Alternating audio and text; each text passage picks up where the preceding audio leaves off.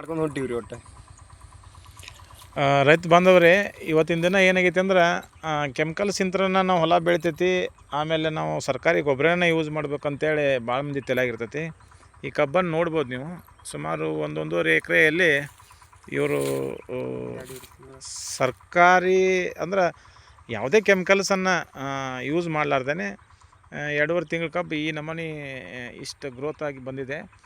ಆದ್ರೆ ಈ ನಾವು ಏನು ಜೀವಾಮೃತ ಏನು ಮಾಡಾಕತ್ತೀವಲ್ಲ, ಇದು ಆತ್ಮ ಭಾರತದೊಳಗೆ ಹೆಸರು ಇದ್ದವ್ರು ಆಯ್ತು, ಇಲ್ದಾರ್ದು ಕೂಡ ಈ ರೈತರು ಸ್ಪಂದನೆ ಮಾಡ್ತಾಯಿದ್ದಾರೆ. ಸುಮಾರು ಒಂದು 10 ಎಕರೆಯಲ್ಲಿ, ಈ ಭಾಗದಲ್ಲಿ ಒಂದು 10 ಎಕರೆಯಲ್ಲಿ ನಾವು ಈ ಜೀವಾಮೃತ ಮತ್ತು ಪಂಚಗವಿ ಆಮೇಲೆ ಇನ್ನೂ ದಶಪನ್ಯ ಅದು ಇದು ಮಾಡ್ತಾಯಿದ್ದಾರೆ. ಆದರೆ ಅವ್ರಿಗೆ ಬ್ಯಾರಲ್ ಕೊರತೆಯಿಂದ ಅವರೀಗ ಒಂದು 4-5 ಬ್ಯಾರಲ್ ಮಾಡಿದ್ದಾರೆ. ಮುಂಬರುವ ದಿನಮಾನಗಳಲ್ಲಿ ಇನ್ನು ಪೊಟ್ಯಾಷಿಯಂ ಅಂಶದ ಎಲ್ಲ ರೈಜೋಬಿಯಮ್ ಇನ್ನೂ ಇತ್ಯಾದಿ ಒಂದು ಕಲ್ಚರ್ಗಳನ್ನು ಅವರಿಗೆ ನಾವು ಸಮರ್ಪಕವಾಗಿ ಒದಗಿಸುವಂಥ ವ್ಯವಸ್ಥೆ ಮಾಡ್ತೀವಿ. ಆಮೇಲೆ ನೀವು ಏನು ಮಾಡ್ಬೇಕಂದ್ರೆ, ಆತ್ಮ ಭಾರತದೊಳಗೆ ನಿಮ್ಗೆ ಏನಾರ ಕೃಷಿ ಸಖಿಯವರು ಕಾಗದ ಪತ್ರ ಕೇಳಿದ್ರೆ ಕೊಡ್ರಿ.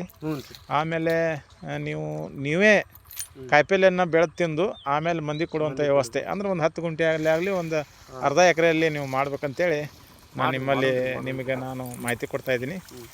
ನೀವು ಜೀವಾಮೃತ ಮತ್ತು ಪಂಚಗವ್ಯವನ್ನು ಮಾಡಿ ಈ 2 ತಿಂಗಳಿಂದ ಅಂದರೆ ಸುಮಾರು 2.5 ತಿಂಗಳಿಂದ ಈ ಕಬ್ಬನ್ನೆಲ್ಲ ಬೆಳೀತಾಯಿದ್ದೀರಿ. ನಮಗೂ ಖುಷಿ ಅನ್ನಿಸ್ತಾಯಿದೆ. ಹೀಗೆ ಈ ಏನು ವಿಷಮುಕ್ತ ಆಹಾರವನ್ನು ನಾವೆಲ್ಲ ಬೆಳೆದು ದೇಶವನ್ನು ಉಳಿಸೋಣ ಅಂತೇಳಿ ನನ್ನ 2 ಮಾತುಗಳನ್ನು ಮುಗಿಸ್ತೇನೆ.